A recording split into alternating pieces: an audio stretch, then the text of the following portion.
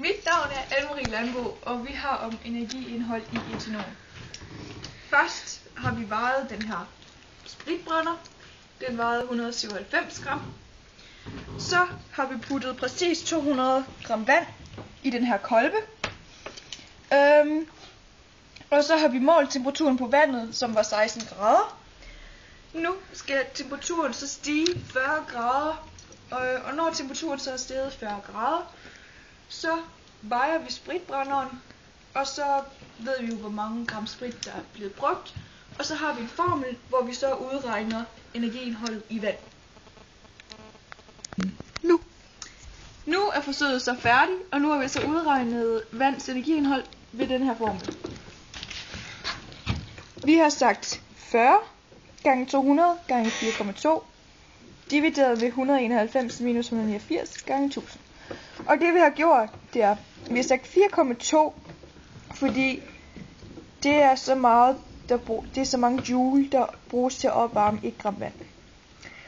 A minus B, det er den der, angiver spritbrænderens vægttab ved opvarmning af de 200 gram vand. Og 40 er temperaturstigningen, og 1000, der divideres med 1000, også her for at omregne fra joule til kilojoule.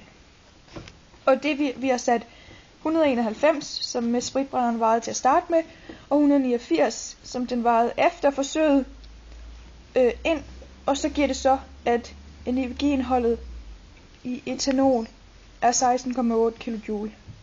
Men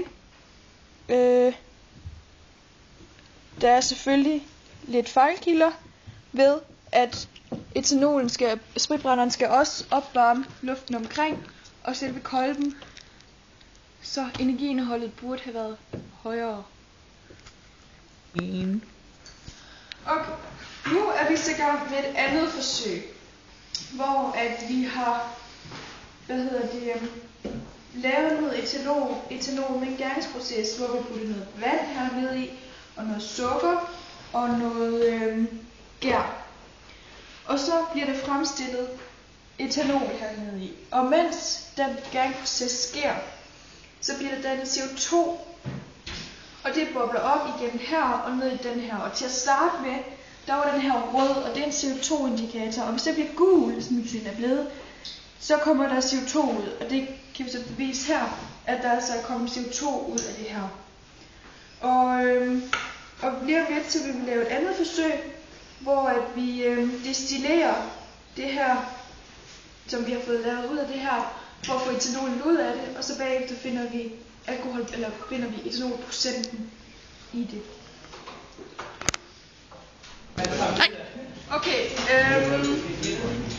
nu er vi så ved at destillere det, som vi kiggede på lige før.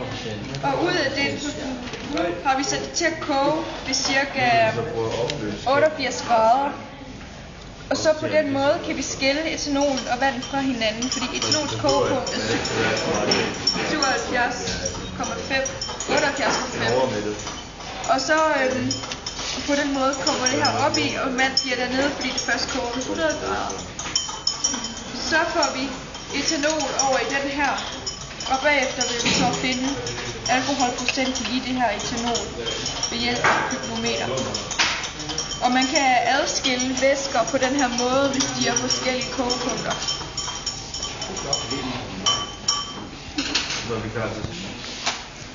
Nu vil vi så finde ud af, hvad alkoholprocenten er i det, vi lige har destilleret. Så først har vi vejet det her pygnometer. Det vejede 25 gram. Og som I kan se, kan der være 25 milliliter i den her. Så har vi puttet 25 milliliter af det, vi lige har destilleret i. Og så vejede den bagefter. Så den vejede 47 i alt. Så derfor er der 22 gram etanol i den her. Så siger vi så 22 divideret med 25. Og det giver 0,88. Og så er vi gået ind på den her og kigget 0,88 og kørt op. Og det er cirka 67%. Og 67% så er det cirka alkohol. Ja.